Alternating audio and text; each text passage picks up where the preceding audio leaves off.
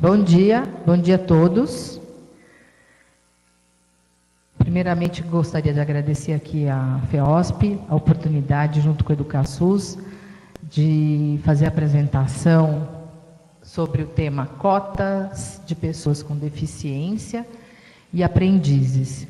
Então, nós trouxemos os dois temas, tanto deficientes e aprendizes, sob o aspecto das decisões da Justiça do Trabalho, da fiscalização do Ministério do Trabalho e do Ministério Público do Trabalho. Eu vou passando aqui, né?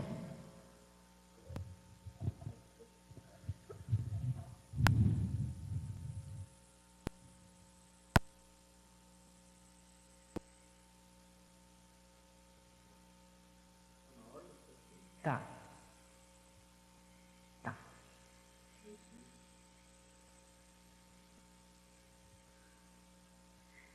Nós sabemos que a legislação impõe aos empregadores as obrigações de reserva de vagas para as pessoas com deficiência e também para aprendizes. Só que também entendemos e as empresas enfrentam dificuldades em relação ao cumprimento das cotas, principalmente com relação às cotas de deficientes. Então, por isso que nós trouxemos aqui hoje essa visão sobre os três aspectos: Ministério Público, Ministério do Trabalho e Justiça do Trabalho sobre a matéria. Bem, nós vamos começar com deficientes. Por aí dá para trocar? Tá.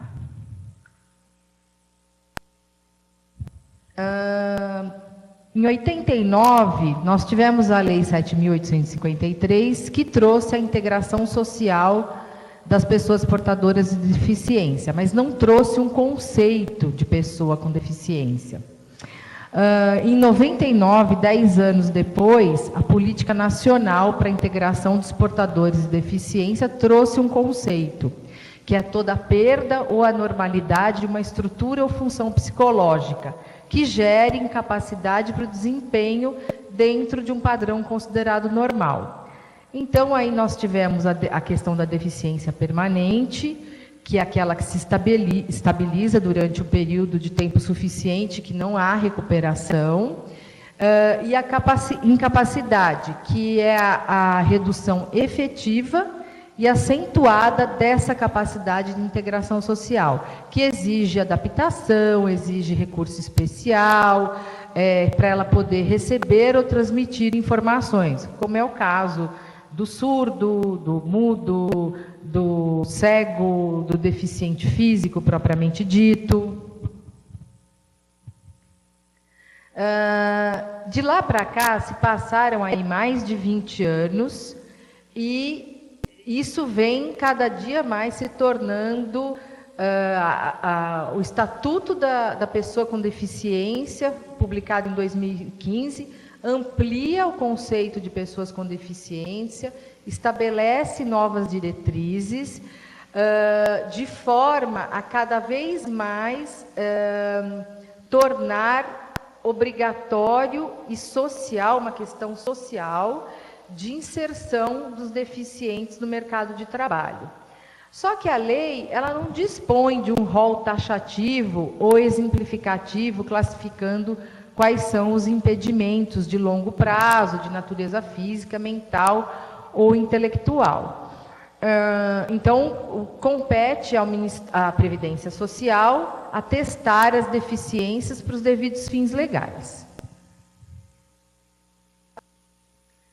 A Lei 8.213 de 91 é a Lei da Previdência, que traz as cotas a serem cumpridas. Esse é o assunto mais batido que todo mundo conhece e sabe, que até 200 empregados tem que preencher com 2%, se for de 201 a 500, 3%, 501 a 1.000, 4%, e 1.000 e diante, 5% dos seus cargos tem que ser composto de reabilitado ou pessoa portadora de deficiência. Para isso, a empresa pode ser considerada como um todo, não precisa levar em consideração estabelecimentos propriamente dito, mas a empresa como um todo. Tanto que a fiscalização do Ministério Público do Trabalho, do Ministério do Trabalho e também nas investigações do Ministério Público do Trabalho, sempre a verificação ela é feita na sede da empresa, considerando o universo de empregados que aquela empresa tem na sua matriz e filiais. O não cumprimento da cota com pessoas de deficiências implica em penalidades. Então, o auto de infração ele é capitulado no artigo 93 da Lei da Previdência, da Lei 8.213 de 91. A multa, no momento vigente, a partir de 16 de janeiro de 2018, esse valor da multa, ela altera todo começo de ano. Ela começa com 2.000 e poucos reais e vai até o teto de 231 mil. Como é que é feito o cálculo dessa multa? Então, se a empresa tem 100 até 200 empregados, você vai pegar o número de empregados faltantes para a cota. Então, se você tem faltando 10 empregados, vai multiplicar por 2.331 e vai haver uma variação de 0 a 20%. Aí depende muito do fiscal, se a empresa é reincidente, se é a primeira vez, se ela já teve outras chances de cumprir a cota, enfim. E aí vai variando conforme o número de empregados, sendo que a empresa com mais de 1.000 empregados, ela pode ter a multa aumentada em até de 40% a 50%, sempre limitado até o teto de 231.130,50. Então, como nós mencionamos, a contratação de pessoas com deficiências, ela visa a inclusão social e econômica no mercado. E também o tratamento igualitário, distribuição da igualdade social e ausência de discriminação. Se a empresa tiver mais de 100 empregados, então ela deve cumprir a cota. Como ela pode trazer para dentro do seu estabelecimento empregados portadores de deficiência? Ela pode publicar em sites de grandes visualizações, jornais, sempre demonstrando que ela está contratando portadores de deficiência. Na administração pública, direta e indireta, nos editais de concursos também a lei reserva cargos públicos para os portadores de deficiência, e a dispensa da pessoa com deficiência ou beneficiário reabilitado da Previdência Social deve acontecer mediante a substituição por outro. Por que isso?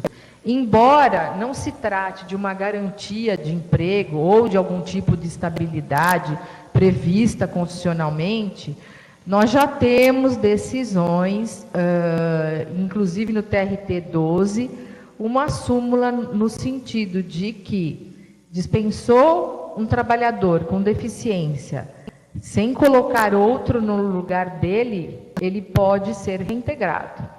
Embora, nosso ponto de vista como advogado, nós entendemos que não seja possível essa interpretação do que decorre da própria Constituição Federal, na verdade, a gente já tem visto os tribunais se posicionarem nesse sentido. Então, muito cuidado em relação à dispensa imotivada. Não é o caso quando ele pede a dispensa, ou quando a empresa está extrapolando já a cota. Houve uma diminuição de empregados na empresa e ela está ali com a cota dela sobrando, aí ela não está obrigada a essa reintegração conforme o entendimento que vem sendo firmado nos tribunais superiores.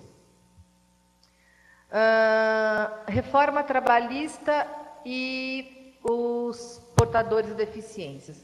Nós tivemos aí a famosa alteração da CLT, a Lei 13.467, conhecida, batizada como reforma trabalhista, e ela trouxe inúmeras alterações que vêm sendo tratadas aqui semanalmente pelos colegas do escritório, mas em relação aos portadores de deficiência, na verdade, ela não sofreu quase alteração alguma, a não ser para dizer que o trabalhador readaptado, por motivo de deficiência, que seja testada pela Previdência Social, ele não serve de paradigma para fins de equiparação salarial.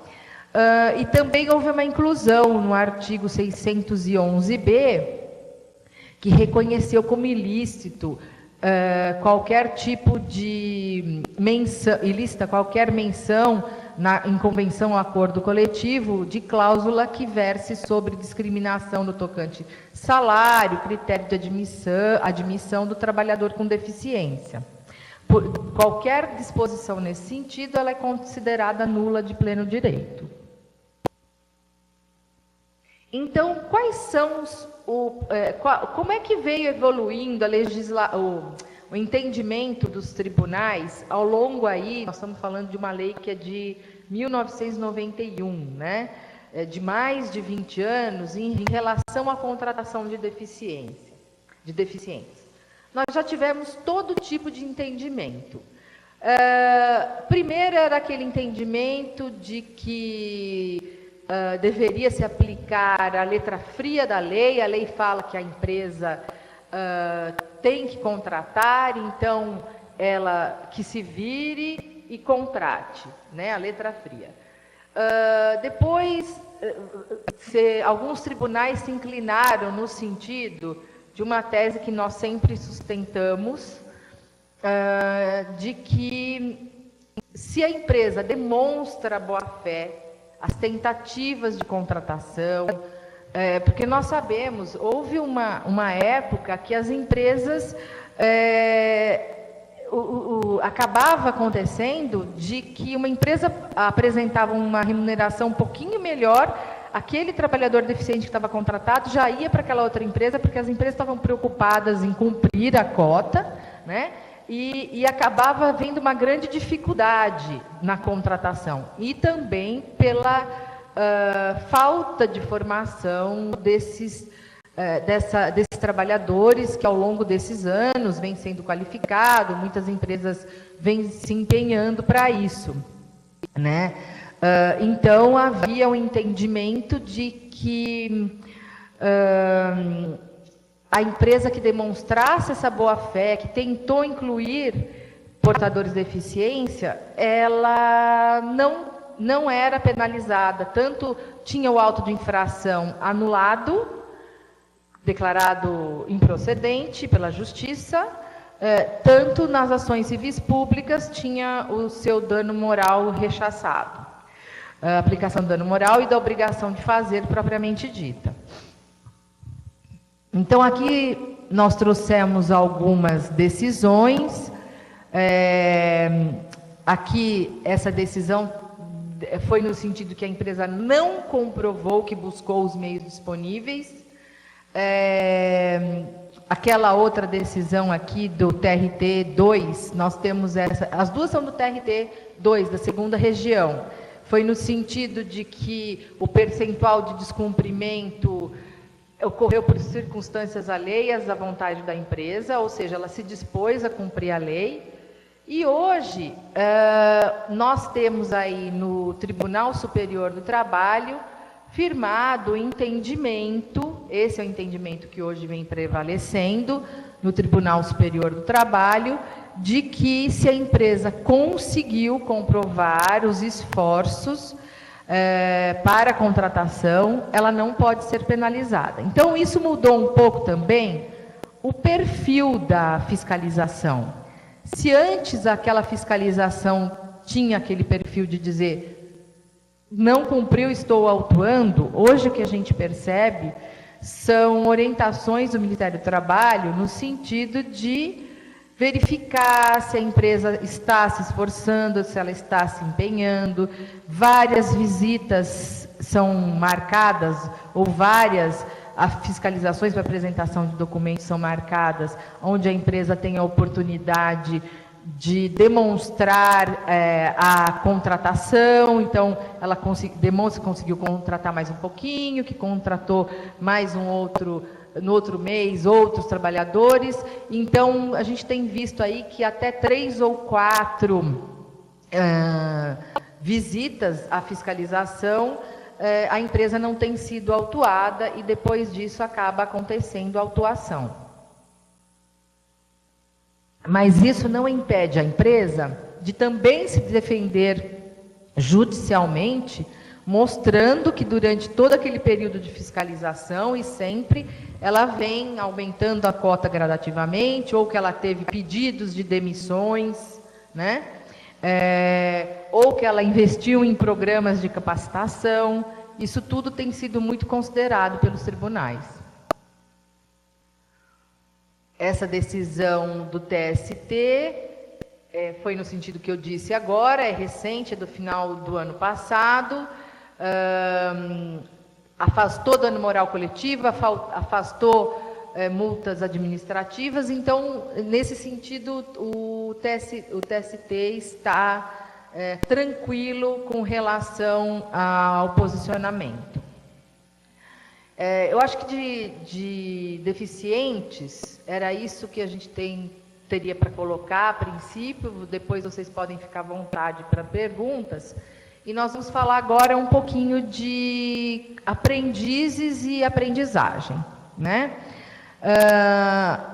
Mais uma vez, tanto o deficiente como o aprendiz, qual é a finalidade e o que busca a lei reforçando e tratando esses assuntos envolvendo o aprendiz? É a inserção do jovem trabalhador, do adolescente, em contratos de aprendizagem, visando a sua qualificação profissional e respeitando o horário de estudo, a parte teórica de aprendizagem. Então, a idade pode ser aprendiz aquele entre 14 e 24 anos. As fontes de proteção estão na Constituição Federal, na CLT e na Lei 8.069 de 90. Visa a formação técnico-profissional metódica de adolescentes e jovens e envolve o desenvolvimento de aulas teóricas e práticas de complexidade progressiva. E é obrigatório o contrato de aprendizagem. Quais são os requisitos do contrato de aprendizagem? O contrato deve ser escrito por prazo determinado, não superior a 2 anos. A idade, como eu já disse, maior de 14 e menor de 24 anos. O empregador ele vai ter que assegurar a formação técnica profissional compatível com o desenvolvimento físico, e moral e psicológico. E o aprendiz ele tem que estar inscrito em programa de aprendizagem de formação técnica profissional para poder executar com zelo e diligência as atividades que lhe forem confiadas. Os requisitos estão todos previstos no artigo 428 da CLT e a falta implica a nulidade absoluta daquele contrato. Então, quando nós falamos em validade de contrato de aprendizagem, há uma série de requisitos que o empregador deve observar, né?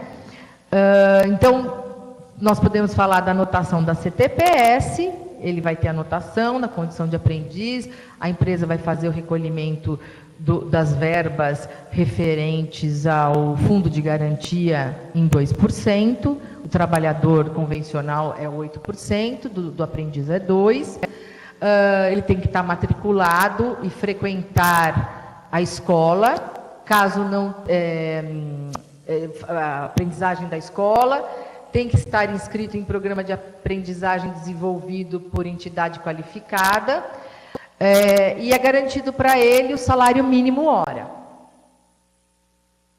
O período, como nós falamos, não pode ser superior a 2 anos, e aqui entra o aprendiz que quando o portador de deficiência não se aplica essa regra dos 2 anos, ele pode continuar na condição de aprendiz.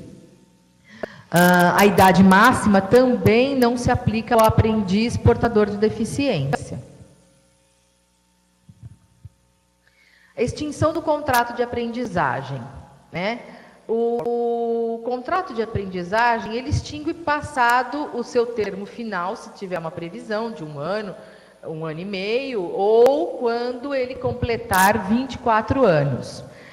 Ressalvada a hipótese de ser portador de deficiência, que, como nós já dissemos, ele continua.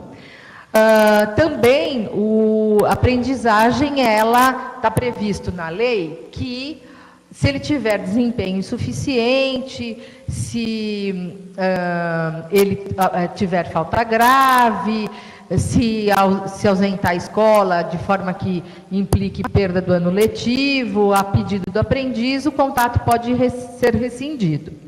Não se aplica também ao aprendiz a indenização, a remuneração prevista no 479 e no 480, que é aquelas hipóteses quando o empregado pede demissão no período de vigência do contrato por prazo determinado.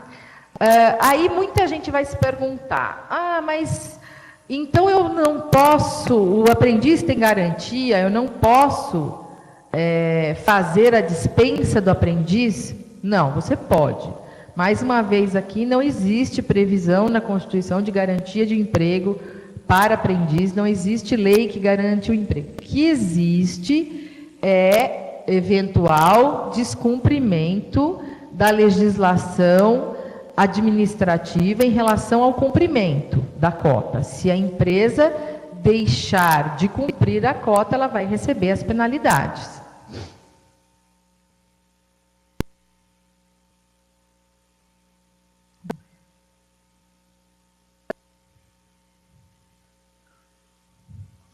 Com relação... Deixa eu voltar mais uma vez.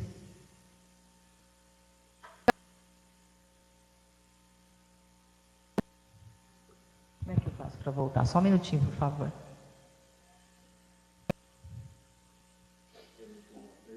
Eu queria voltar naquele que eu estava. Mais um, por favor. Ah, tá.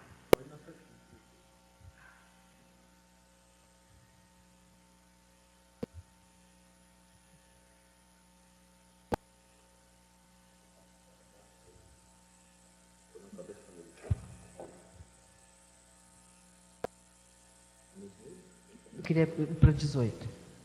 Onde que você pega ele? Aqui, foi. Desculpe, falha técnica da operadora. Então, o artigo 429 da CLT, ele determina que os estabelecimentos de qualquer natureza são obrigados a matricular nos cursos nacionais de aprendizagem número de equivalentes, de aprendizes equivalentes a 5% no mínimo e 15% no máximo dos trabalhadores existentes em cada estabelecimento. Então, aqui, diferente do deficiente, a contagem leva em consideração cada CNPJ, cada estabelecimento, das funções que demandam formação profissional, tá? Então, aqui a empresa, no caso, as empresas com mais de 7 empregados que demandam formação profissional. Então, aqui de cara, a lei ela traz o seguinte: tá bom, então eu tenho aí funções que demandam formação profissional. E o decreto veio e disse o seguinte: quem diz que a função demanda formação profissional ou não é a CBO, a Classificação Brasileira de Ocupações. E também é uma briga nossa há muitos anos, defendendo empresas, no sentido de que a CBO ela é uma mera referência, porque ela traz lá como Classificação Brasileira de Ocupações todas as funções existentes e muitas delas efetivamente não exigem formação profissional alguma. Mas, como ela consta da CBO, a fiscalização acaba por incluir aquelas funções também. Então, a gente tem funções muito simples de copeiro, funções que efetivamente, office boy, que se sabe que é a prática, que não tem formação profissional alguma. Então, o que a gente tem visto é que a fiscalização do trabalho, por mais que você apresente justificativas demonstrando que aquela função não exige formação profissional. Eu já tive casos aí em que empresas que haviam lá função que era de apertar parafuso, que não exigia nenhum tipo de formação profissional, mas que tinha um grande número de trabalhadores, e que aquele grande número de trabalhadores integrava a cota da empresa e acabava por aumentar assim muito o número de contratação de aprendizes. Então, nós acabávamos por discutindo todos os autos de infração administrativamente, esgotando e indo para juízo, tratar esse assunto. E, para nossa grata surpresa, hoje, mais adiante, vocês vão verificar que nós já temos decisões no sentido de que a CBO realmente ela é uma mera referência, que ela não pode ser tida como única fonte para classificar se aquela função demanda ou não formação profissional. Então, com relação ao salário e jornada, o empregador é vedado fazer os descontos do aprendiz, assim como é do empregado convencional. Ele deve ter um valor mínimo hora de salário, salvo se houver condição mais favorável em acordo ou convenção coletiva, né? A jornada de trabalho não deve exceder 6 horas, não comporta prorrogação ou compensação de jornada. O limite pode ser de até 8 horas diárias para os aprendizes que não tiverem completado o ensino fundamental, se nelas forem computadas as horas destinadas à aprendizagem teórica, não somente prática. E se houver autorização do empregador de trabalhar em domingos e feriados, também pode haver o trabalho nesses dias, desde que não tenha prorrogação ou compensação de jornada.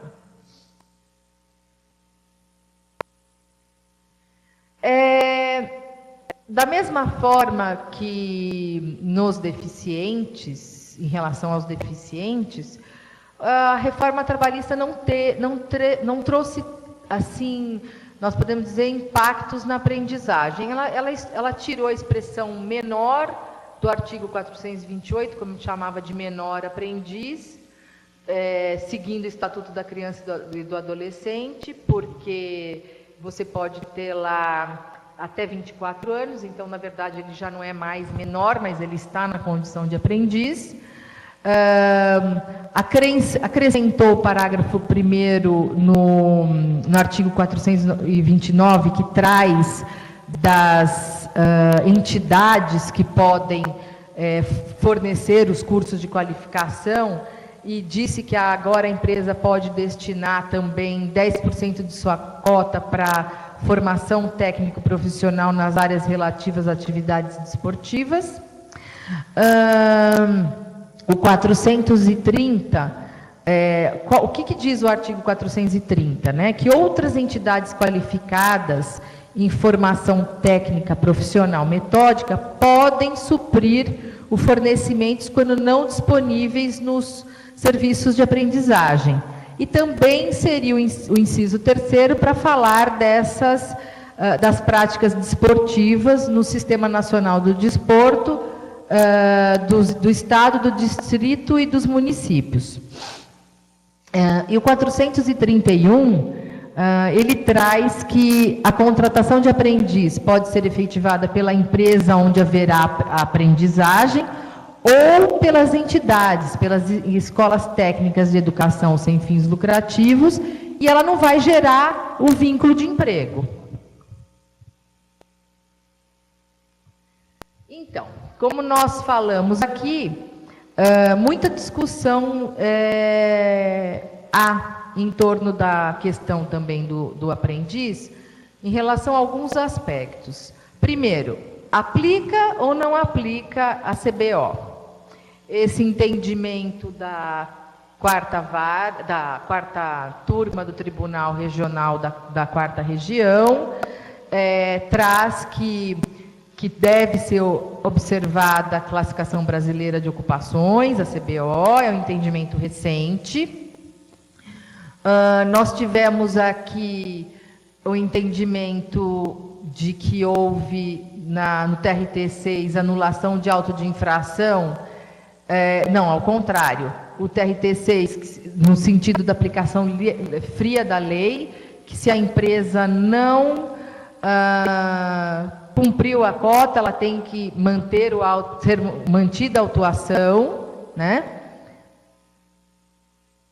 Do TRT2, também aplicando aí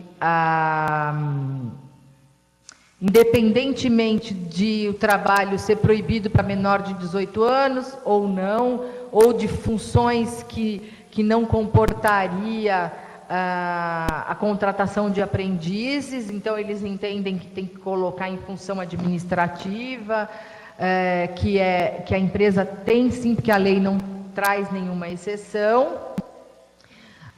Tanto é que no TRT2 também uma discussão que havia sobre os motoristas, que exige habilitação de nível técnico superior, que exige outros requisitos, né, até da lei de trânsito e tudo mais, mas se entendeu que sim, que deveria integrar a cota. Tem uma decisão de juiz de primeira instância em outro tribunal em sentido contrário. Mas agora, recentemente também, em agosto de 2018, nós já tivemos aí a decisão da quarta turma do TST, na linha da nossa sustentação, de que não basta o mero registro na Classificação Brasileira de Ocupações, que é necessário que se verifique se efetivamente a função exige a formação técnico-profissional metódica. E aí, uma decisão do ano passado, da sexta turma, em sentido contrário a que eu coloquei agora, dizendo que basta a CBO. Então, não existe ainda um consenso no próprio TST e logo a gente acredita que deva aí a sessão, o pleno, tratar da matéria, como já fez em relação aos deficientes. Eu trouxe aqui um pouquinho também para falar para vocês sobre o Ministério Público do Trabalho, como é que ele atua nestes casos de investigação e possível ajuizamento de ação civil pública ou de propositura de TAC, né? Então, o que nós temos já para mostrar de antemão? A nossa experiência de mais de 20 anos de Ministério Público mostra o seguinte: com a Constituição de 88, o Ministério Público recebeu uma série de atribuições essas que foram tratadas num aspecto muito largo. Então, eles começaram a investigar tudo era competência, você via as empresas sofrendo investigação do Ministério Público. Mas nós sabemos que a Constituição, ela traz que a função do Ministério Público é tratar do interesse social e interesses indisponíveis, aí nós podemos dizer aí também do aspecto difuso e coletivos. Então, ele tem como função promover o inquérito e ação civil pública.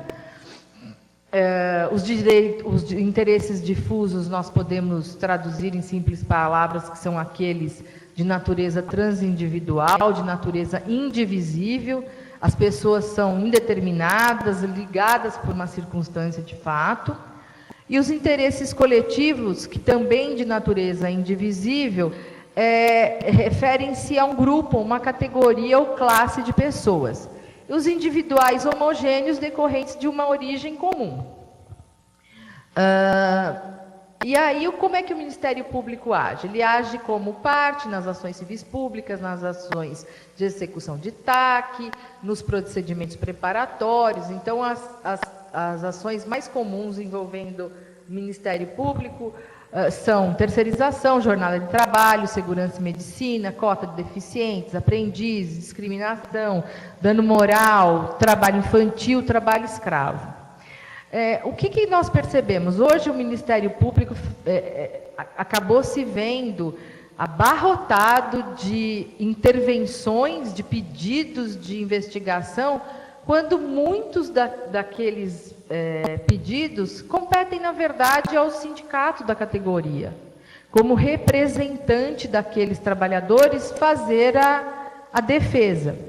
E hoje, o Ministério Público vem adotando uma outra postura. Ele vem dizendo o seguinte: o que for assunto patrimonial, discussão de verbas rescisórias, pagamento de férias, horas extras, o que é discussão patrimonial do trabalhador, o Ministério Público não está interferindo, cabe ao sindicato da categoria. Mas, como guardião da Constituição, ele continua interferindo nas questões que envolvem direito social, nas questões que envolvem segurança e medicina do trabalho.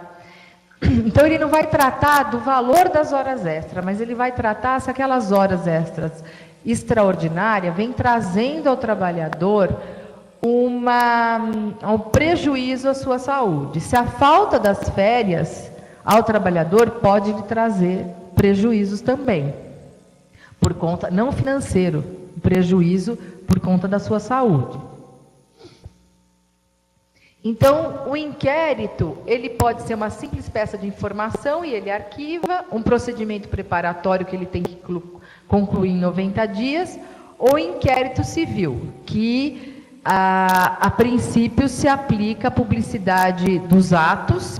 Também uma grande discussão nossa, que nós já travamos várias vezes, é a questão da publicidade dos atos, e hoje nas instruções, nas publicações do Ministério Público, acabou-se se curvando para o entendimento de que os atos devem ser públicos, exceto aqueles que a lei exija sigilo, ou quando houver prejuízo à investigação. E ainda assim, o Ministério Público ele tem que fundamentar por que ele está colocando o inquérito em sigilo, ou parte em sigilo, ou informações, ou quem é o denunciante em sigilo. Ele tem que fundamentar por que ele está fazendo dessa forma. Porque antigamente nós enfrentávamos situações que se tinha lá um inquérito, o Ministério Público, o procurador conduzia aquele inquérito sem dar a oportunidade da empresa entender porque ela estava sendo investigada, né? Então, acabou hoje também se tranquilizando mais nesse sentido de que exige-se a publicidade dos atos, e nós sempre aconselhamos as empresas que, durante o inquérito, mostre ao máximo a sua boa-fé, demonstre por documentos que aquela investigação ela não procede. Então, quais são as fases do inquérito? A instauração por meio de portaria, ou se houver indeferimento da instauração, como um caso que eu coloquei agora, de direito puramente patrimonial, ele tem que fundamentar, e no prazo máximo de 30 dias do recebimento da denúncia, e comporta recurso para a parte no prazo de 10 dias.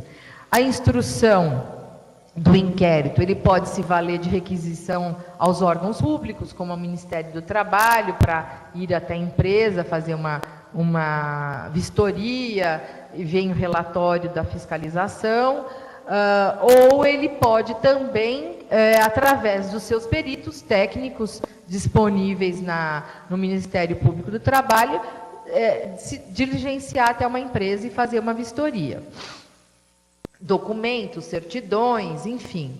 E aí cabe o relatório final. Ele ou arquiva porque entendeu que não tem irregularidade, ou ele propõe para a empresa a assinatura de um TAC, ou o ajuizamento da ação civil pública. E aqui também entra a questão dos deficientes e dos aprendizes. A nossa orientação é: nunca se assine o TAC se a empresa sabe que não tem condições de cumprir por questões alheias à sua vontade. Porque, além da fiscalização que ela se sujeita, com multas previstas na legislação administrativa, ela ainda vai ter outra multa prevista no TAC, que ela não vai conseguir honrar. É a competência da Justiça do Trabalho executar o TAC. A Lei da Ação Civil Pública, ela trata das condutas, exigências legais, e diz que o termo de ajuste de conduta ele é um título executivo extrajudicial, pode ser executado. Então, enquanto a empresa, numa ação civil pública, ela pode se defender, no TAC, na verdade, essa parte de conhecimento de defesa já acabou, ela já só tem a multa para ser executada. Então, firmar um TAC nem sempre é a melhor solução. Na verdade, é encurtar uma discussão e ter uma conta mais alta para pagar, né?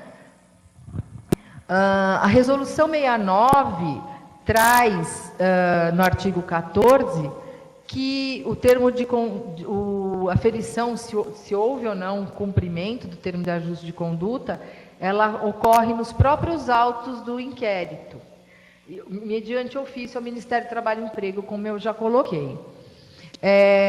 E aqui eu coloquei uma perguntinha. A lavratura de auto de infração caracteriza descumprimento de TAC? A decisão proferida em reclamação trabalhista individual caracteriza descumprimento de TAC? Vamos imaginar que a empresa aqui firmou um TAC, que ela se comprometia no prazo de 2 anos a cumprir a cota, e ela vinha ali cumprindo. Em determinado período teve uma série de pedidos de demissões e sofreu a lavratura de um auto de infração, né? A lavratura por si só não caracteriza o descumprimento do TAC, mas o auto de infração goza de presunção relativa de veracidade. Então a empresa vai ter que se defender bem, demonstrando, como nós colocamos lá atrás, a sua boa-fé, o caso concreto e as dificuldades de contratação ou de recontratação dentro do que foi ajustado. A mesma coisa a reclamação trabalhista individual. Você tem lá, por qualquer motivo, um deficiente que saiu, um aprendiz, você sofre uma ação e vem o Ministério Público, recebe o ofício daquela vara dizendo: olha, aqui teve uma ação com condenação. Implica descumprimento do TAC? De novo, a situação concreta ela vai ter que ser enfrentada para ver se houve um descumprimento voluntário ou uma situação que fugiu ao controle da empresa e que ela não tinha como agir de outra forma. A resolução ainda trata da reparação do dano, de compensação e indenização de dano que não possa ser reparado, a adequação da conduta às exigências legais, normativas, com fixação de multa em caso de descumprimento futuro. Por quê? A ação civil pública, ou TAC, ela visa prevenir que aquela atitude contrária à lei se repita futuramente. Então, a finalidade dela é fixar uma multa para se evitar descumprimento futuro. Então, como nós falamos aqui anteriormente, firmar TAC somente no caso de possibilidade real de cumprimento, negociar sempre cláusulas específicas, evitando aquelas cláusulas que tenham interpretação subjetiva genérica, como a gente teve aí durante anos a discussão, abster-se de terceirizar atividade fim. Tá bom, mas o que é atividade fim? Acabou vindo aí a decisão recente do Supremo que diz que você pode terceirizar tudo, né? Então, esses casos também comportam revisão de TAC, porque houve uma alteração tanto do entendimento do Supremo como uma lei nova agora que entende que é possível a terceirização, caindo por terra aquela interpretação do Tribunal Superior do Trabalho. Então, a cláusula pode ser revista. O prazo de vigência, como foi dito aqui, tem sempre que ser possível para a empresa conseguir corrigir, arrumar a casa. A forma de apuração de descumprimento, porque, como eu disse, se não tiver nenhuma disposição dando um prazo para a empresa questionar se houve, justificar aquilo que foi tido como descumprimento, o auto de infração sem uma decisão ou uma reclamação individual não podem por si só caracterizar descumprimento. Então, essas cláusulas têm que ser tratadas. Um teto para a multa, porque às vezes a multa se torna astronômica. Como nós colocamos aqui, possibilidade de revisão em caso de alteração legislativa ou até mesmo alteração na estrutura da empresa. A empresa tem um determinado departamento que tem lá horas extras, ou que tinha um sistema de horas extras. Mudou a estrutura da empresa, hoje é completamente outra. Aquele TAC não se aplica mais. Se a abrangência ela é restrita ou se ela é uma abrangência nacional. E sempre, como eu coloquei, o prazo para justificativa, manifestação da empresa antes de uma eventual execução de TAC. Tá? Como eu coloquei, ele impede a discussão judicial de mérito, porque já é um título extra executivo judicial, implica em dupla penalização pela legislação das multas administrativas e também pelo valor que está sendo estipulado ali de multa no TAC. Como nós falamos aqui, a ação civil pública visa o interesse difuso e coletivo. Muito interessante esse ponto da ação civil pública, de que se uma ação for julgada improcedente por falta de provas, o Ministério Público pode ajuizar outra com idêntico fundamento se ele tiver novas provas. Tá? É diferente de uma ação civil pública julgada quando se analisa as provas e fica sacramentado que a empresa não descumpriu.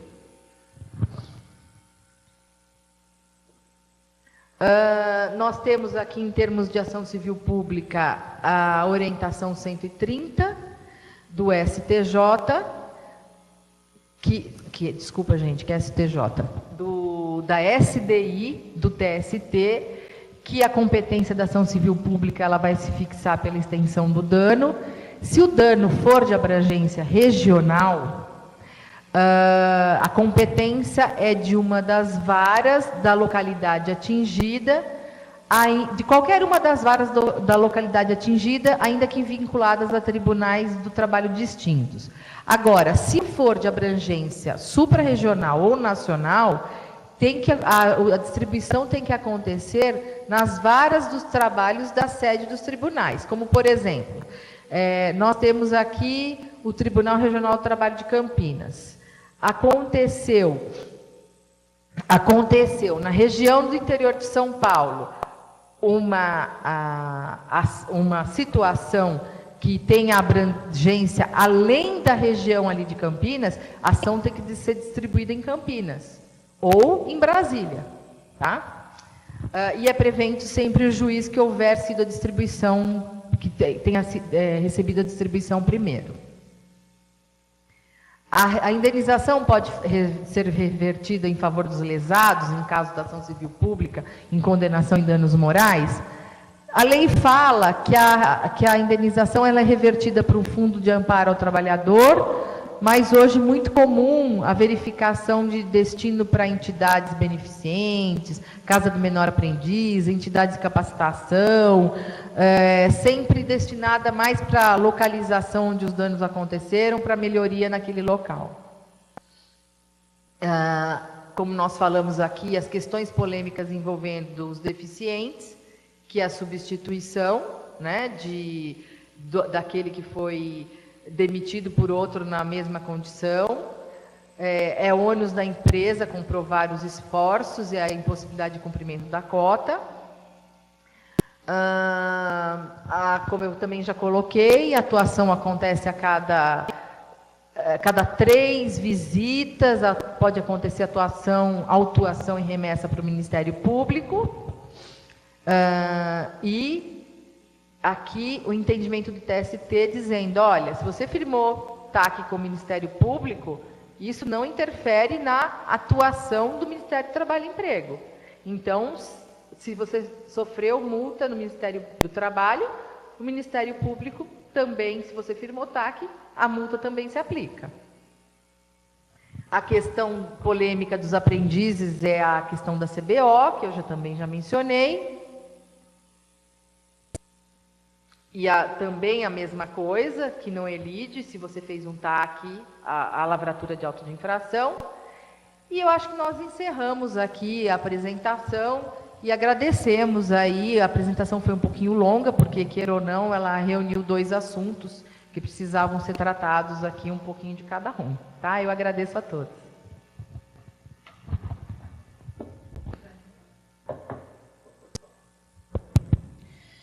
Doutora Márcia, obrigada pela apresentação. O pessoal está aberto agora para perguntas, tá bom? Quem tiver alguma dúvida, pode mandar no chat ou pedir a vez.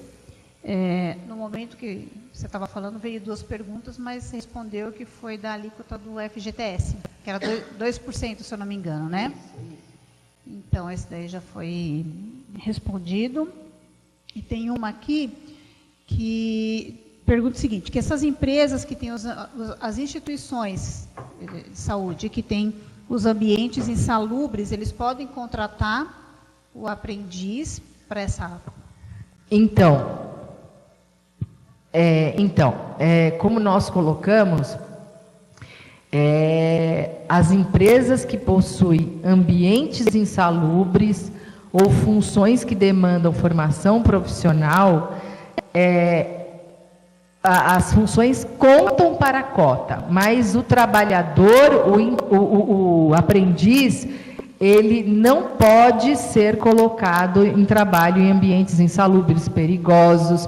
Aí você tem aquela possibilidade que até, inclusive, eu posso aqui mencionar, é o decreto 8.740 de 2016, que desobriga a empresa a colocá-lo nas suas dependências, se tudo for insalubre, né? Mas ele não deve trabalhar em local insalubre. Quantas visualizações? Desculpa. Pessoal de Araripina, bom dia. Pode fazer a pergunta, por favor.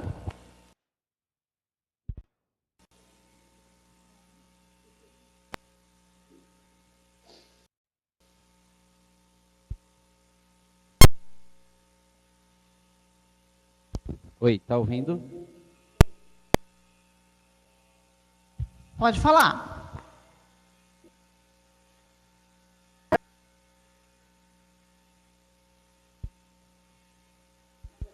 Oi, tá ouvindo?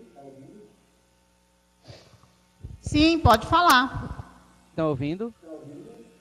Bom dia. Sim, sim. Eu fiquei em dúvida em relação à questão de quantitativo de aprendizes que nós devemos contratar, devemos ter em nossa empresa.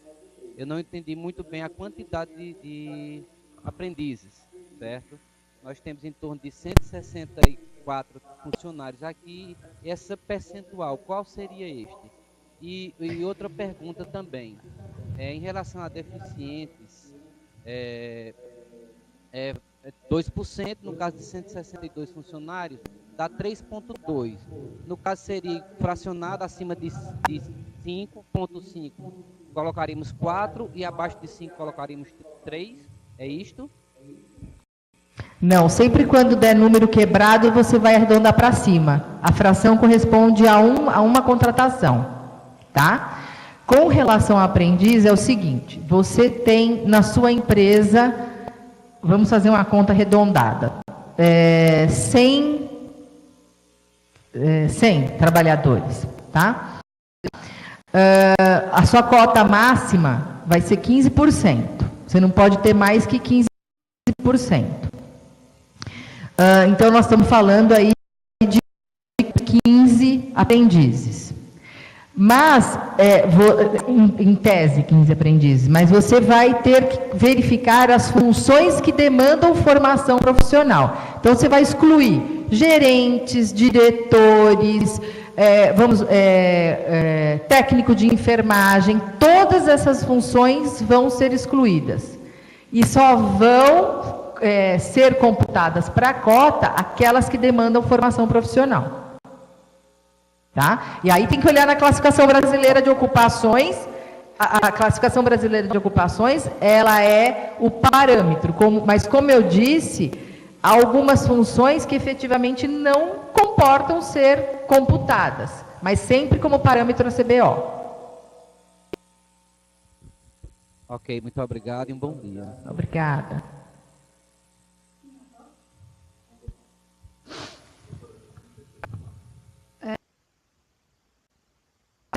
Rondonópolis, bom dia. Pode fazer a pergunta, por favor.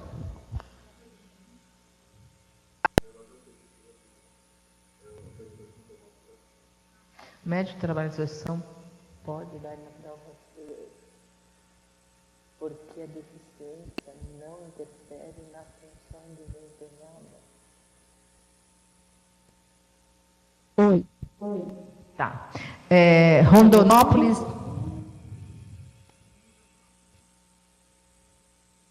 Rondonópolis? Isso. Bom dia. Bom dia. Bom dia. Não, a INAP...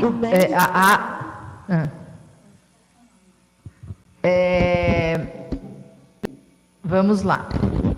A aptidão para o trabalho... Acho que nós precisamos separar aqui as situações, as coisas. Talvez você esteja falando do reabilitado.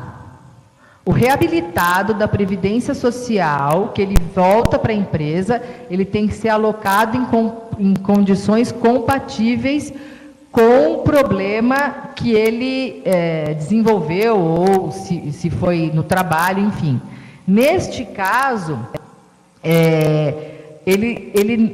se ele se enquadrar na legislação, no que diz respeito, que aquilo se qualifica como uma deficiência, pouco importa a função que ele vai trabalhar, é considerada como deficiência. Tá? Agora, o trabalhador aprendizes. Vamos colocar sábado, domingo e feriado. Vamos imaginar uma empresa fast food, muito comum, que abre nos shoppings no final de semana. Você pode ter o aprendiz ali trabalhando. Só que você vai ter que ter uma escala de trabalho dele, porque não comporta vamos supor, não comporta compensação e não comporta o elastecimento de jornada.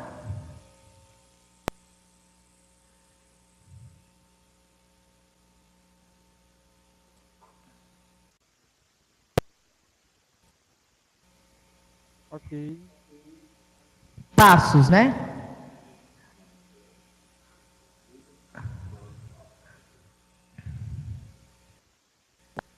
A Santa Casa de Passos tem escola técnica e nela possuem alunos a partir de 18 Após o curso, os alunos são contratados para trabalhar. Nesse caso, eles poderiam ser inseridos como aprendizes?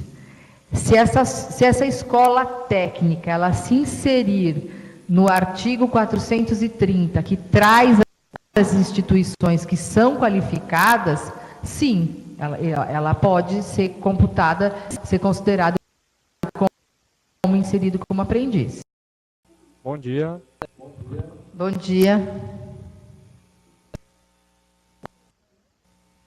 Doutor, eu gostaria de saber sobre PCD.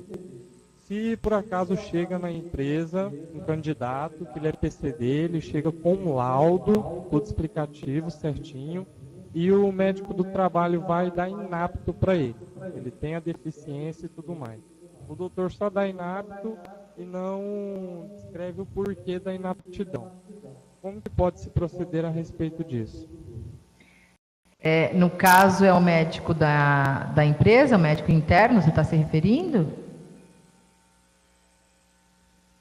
Isso, o médico interno. Aí no caso, o mais correto é conversar com ele para ele justificar essa inaptidão. Mas, de qualquer forma, para aquela vaga, ele é o técnico habilitado para dizer se ele é apto ou não a preencher aquela vaga. Tá? No último caso, prevalece o que o médico do trabalho entendeu.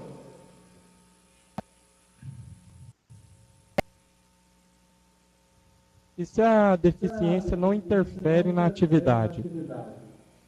Então, mas é o médico que tem condições de dizer se interfere ou não. Porque para nós, leigos, tecnicamente, se falando de medicina, a gente pode entender que aquilo não interfere. A nossos olhos pode ser que não. Mas o médico pode verificar que tem alguma coisa naquela atividade que pode interferir. A palavra final neste ponto é o do médico.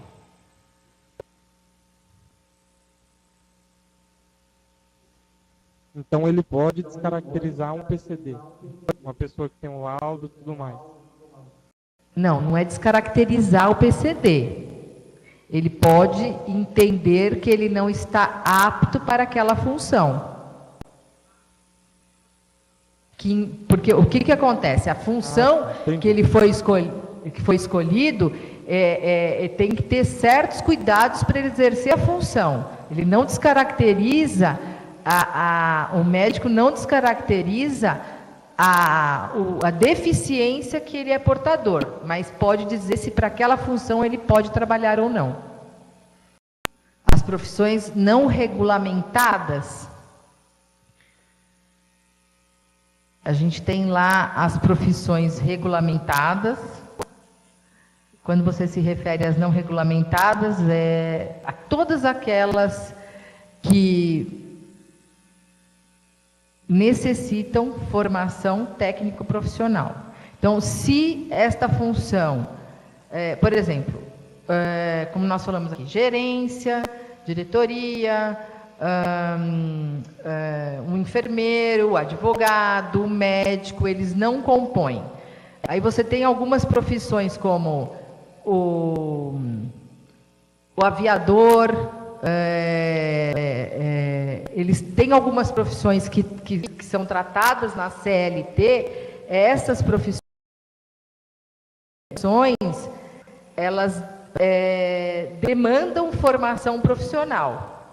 Será que é isso que você perguntou? Talvez eu não entendi a pergunta.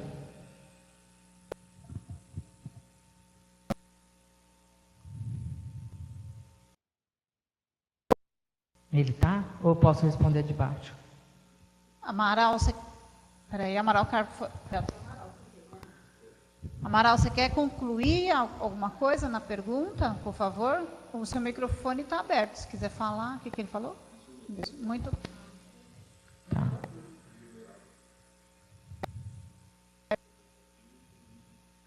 Então, entende que pode haver, por analogia, o previsto para a conversão de 10% pela formação na área esportiva, no caso do preenchimento das cotas para pessoas com deficiência. Cadê? Vicente, poderia ver a conversão do preenchimento de cota em formação técnico Isso é, se considerar que a habilitação é prevista na lei como encargo também não cumprido. Então, eu entendo perfeitamente o que você está colocando, mas não, por enquanto já se questionou muito isso, eu já cheguei até a fazer um acordo judicial, não um TAC, não com o Ministério Público, mas um acordo judicial no sentido de qualificar, né, o deficiente e um prazo maior para cumprir a cota, mas uma coisa não pode compensar a outra.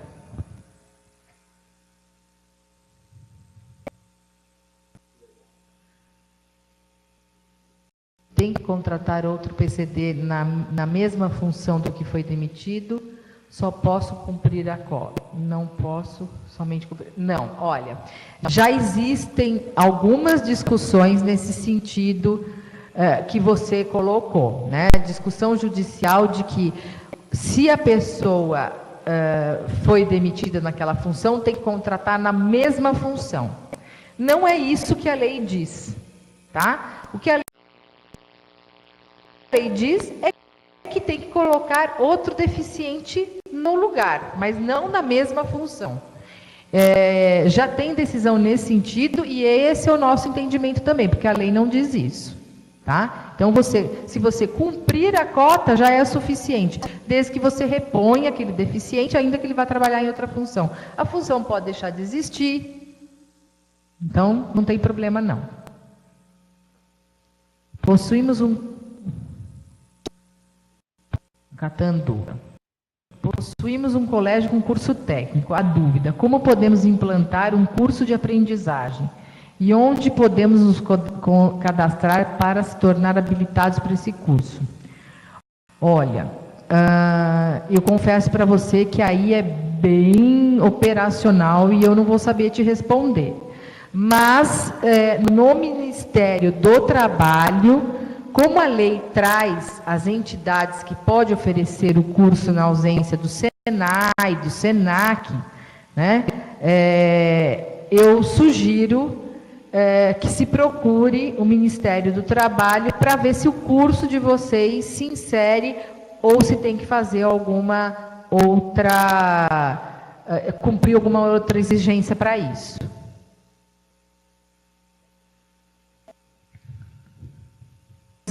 O deficiente pode ter dupla jornada?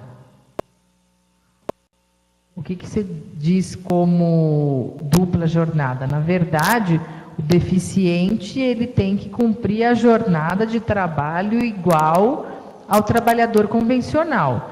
A única coisa que deve ser respeitada é a questão da deficiência. Vamos supor, você tem lá um deficiente com problema de ombro. Aí você o reabilita e coloca numa função que ele não vai mais utilizar, fazer movimento no ombro dele. Mas aí ele começa a trabalhar a jornada extraordinária, além de 8 horas diárias, se essa for a jornada dele. E ele pode desenvolver outro problema nas costas, porque está tendo uma jornada dupla. Então, o ideal é que se siga a jornada contratual para se evitar discussão a respeito da deficiência dele ou do problema que levou ele a ser reabilitado. Ah, 2 vínculos. Agora entendi. Olha, 2 vínculos, eu não sei se tem na legislação algum impedimento, não. Boa pergunta, mas eu posso verificar e me comprometo a responder. Em tese, o princípio é o mesmo. Se ele é considerado como deficiente, está ali sendo recolocado para atender as funções dele, em tese, se não trouxer nenhum agravo à situação dele, não havendo nenhum tipo de vedação legal, ele até poderia. Vamos voltar lá para uma profissão que é muito antiga, que é ascensorista. Trabalha 6 horas no local e 6 horas do outro, né? Se não houver na legislação, eu não me lembro, não tem de ter nenhuma vedação dele trabalhar em 2 locais, mas eu posso confirmar e responder para você.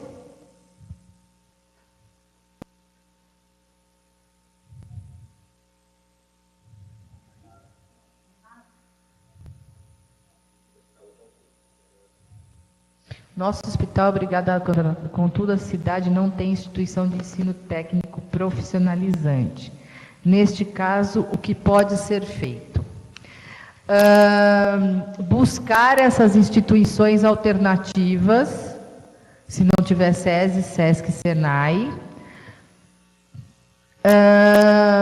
Normalmente é o que a gente tem visto. Nós já tivemos situações em outros estados que foi justificado, que é estado muito grande, que a distância era muito grande, que não possuía no local, e a resposta foi que a empresa deve proporcionar de alguma forma para que você pode fazer aquilo que nós falamos aqui, buscar outras instituições que você contrate para capacitar e profissionalizar fora. É o decreto que até coloquei, é o decreto 8.740 de 16.